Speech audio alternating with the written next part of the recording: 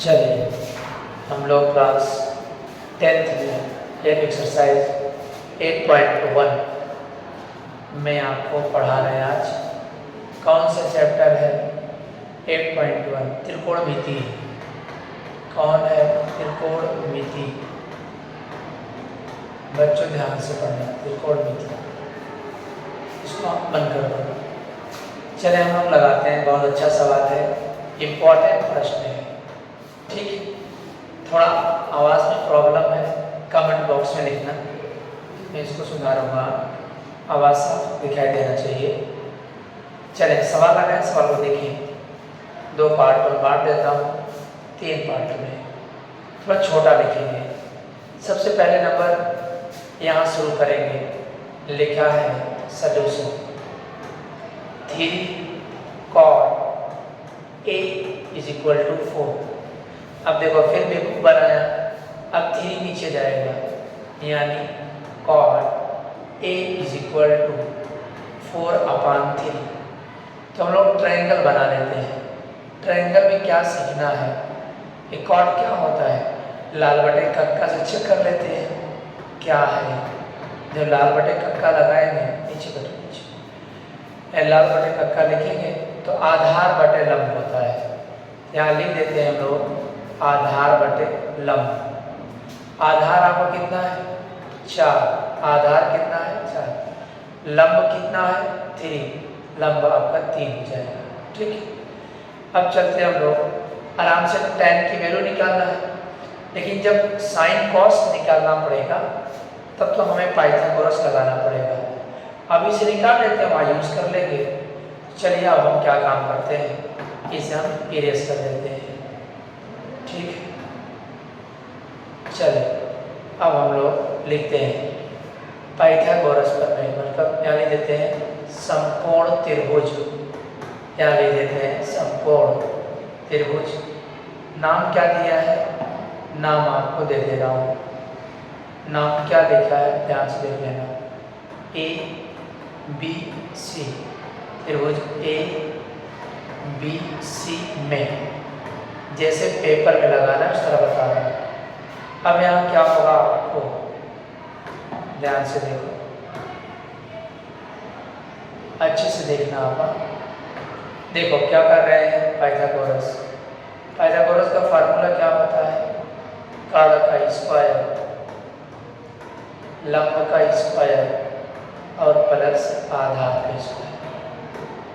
हमारे पास लंब कितना है? 3। लंब कितना है? 3 का स्क्वायर। आधार कितना है? 4 का स्क्वायर। कितना हो जाएगा? 9। यहाँ कितना हो जाएगा? 16। जोड़ने पर कितना आएगा? 25 आया है। यानी जो कर्ण स्क्वायर की जो वैल्यू है वो कितना आया? 25। यानी कर्ण यानी कि AC की वैल्यू कितना होगा? 25 है, स्क्वायर हो जाएगा यानी 5 आएगा। ठीक है, अब हम लोग आगे। थोड़ा लाइट चली गई है तो आपको अंधेरा दिखेगा। यहाँ देखते हैं हम लोग। आप लोग क्वेश्चन को लिखते चलना, कॉपी किताब निकालना। अब आपको क्या प्रूव करना है? जो 1 - tan² / 1 + tan² A = cos² A - sin² A है या नहीं, ये आपको प्रूव करना है कि नहीं। ठीक है, अब यहाँ हम लोग काम कर रहे हैं। चलिए क्वेश्चन को सॉल्व करते हैं। लिखेंगे हम लोग इसको, यहाँ लिखते हैं left hand side LHS। Left hand side क्या होगा? सामने मत खोलना, यहाँ हो जाएगा 1 - tan² A / 1 + tan² A। बस tan की वैल्यू क्या होगी? जो 4/3 था, 3/4 हो जाएगा। tan में कोई प्रॉब्लम नहीं, साइन कॉस में प्रॉब्लम होगी। क्या लिखूंगा? 1 - tan की वैल्यू कितना हो जाएगा? उल्टा हो जाएगा इसका, 3/4 का क्या कर दूंगा? स्क्वायर /1 प्लस वही वैल्यू सेम है 3/4 का स्क्वायर। अब चलते हैं हम लोग इसे यहाँ देखते हैं नेक्स्ट पेज पर। हम लोग इसे क्या क्या करते हैं, यहाँ से देखते हैं। अब 1 का स्क्वायर 1 तो 1 है, 3 का स्क्वायर करेंगे कितना आएगा 9 और ये आएगा 4। अपान कर लेंगे 1 प्लस 3 3 का 9 और यहाँ पे बच्चों सॉरी 4 का स्क्वायर करेंगे 16, 4 का स्क्वायर करेंगे 16 है। 16 का मल्टीप्लाई ऊपर कर देंगे कितना होगा 16 माइनस 9 बटे कितना होगा 16। यहाँ पे गुणा कर देंगे लेकिन यहाँ प्लस है बटे 16। 16 16 से क्या होगा कैंसिल, 16 में से 9 घटाइए बच्चों कितना आएगा 9 7 16 और 16 में 25 जोड़ दो, 9 जोड़ दोगे 25 आएगा, यानी जो हमारा आंसर आया है 7 बटे 25 आया। अब यही जो वैल्यू है इसको सॉल्व करेंगे, अगर 7 बटे 25 आ जाएगा तो सवाल आपका है या नहीं चेक करना है।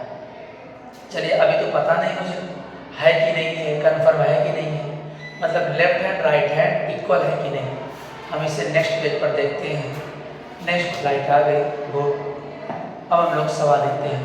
यहाँ लिखते हैं RHS। RHS क्या है बच्चों, कॉस स्क्वायर ए माइनस साइन स्क्वायर ए माइनस साइन स्क्वायर ए। अब हम अपने फिगर में देख लेते हैं कॉस की वैल्यू कितना है, ए लिखा है, इसे हम फिगर यहाँ भी बना देते हैं, थोड़ा सा अच्छा लगेगा। यहाँ 3 था, यहाँ 4 था, यहाँ पर हमने 5 निकाला था। अब बच्चों हमें कॉस बताना है तो लाल बटे कर्कश हम लोग जान लेंगे कि वैल्यू कितना होगा। अभी तो पता कर लेंगे कि कॉस बराबर होता क्या है। कॉस बराबर क्या होता है बच्चों, कॉस इज इक्वल टू होता है आधार बटे कर्ण। आधार 4 है और कर्ण कितना है 5 है, तो हम लोग आराम से यहाँ लिखेंगे इनके स्थान पर 4 बटे 5 का स्क्वायर कर देंगे। अब साइन क्या होता है, लंब बटे कर्ण होता है, लंब बटे कर्ण इसको लिख लेंगे। यहाँ 3 का स्क्वायर करेंगे, यहाँ 5 का स्क्वायर करेंगे। ठीक, अब 4 का स्क्वायर करेंगे 16 आएगा, 5 का स्क्वायर करेंगे 25 आएगा, तीनों बच्चों 9 आएगा, यहाँ पर 25 आ जाएगा। एलसीएम बराबर है तो हम लोग जानते हैं कि 25 नीचे आ जाएगा, 16 में से 9 घटा दूंगा 7 आएगा। बहुत अच्छी बात है, राइट हैंड की वैल्यू भी 7 बटे 25 आई है और इसकी भी वैल्यू 7 बटे 25 आई है। इसलिए हम लोग लिखेंगे left hand side is equal to right hand side. Course of chapter question complete. इसे आप अच्छे से स्क्रीन पे आप स्क्रीनशॉट ले लीजिए, फिर उसके बाद आप इसे आप देख लेंगे ये वाला। अब अगला सवाल अगले वीडियो में आपको दिखेगा। बुक लो।